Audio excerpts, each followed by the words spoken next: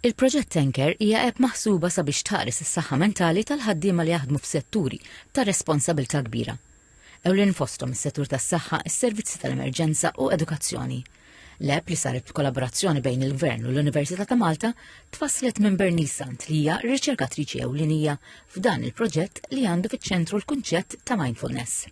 Ġiet maħluqa mill-bżonn li rajna fej setturi ta' high performance, high consequence, ġifiri bħala atleti, performing artists, ta' civil protection li għadna kemm rajna dal-aħħar jiem infatti, pulizija, medical professionals, CEOs, politikanti wkoll fej dawet jaffaċċjaw pressjonijiet qawwija u jridu li moħħhom ikun constantly switched on. Il-health app qed tiġi maħluqa biex toħloq spazju fej jistgħu jattendu għas-saħħa mentali tagħhom.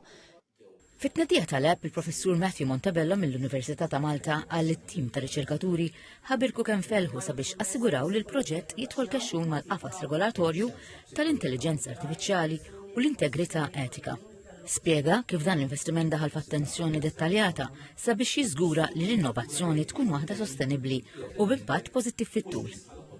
Is-Segretarju Parlamentari għar-Riċerka u l-Innovazzjoni Kita Tsoppardisanti qal li l-ħarsien tas-saħħa mentali mhijiex lussu, iżda peddament għas-sigurtà u tmexxija sostenibbli tal-pajjiż.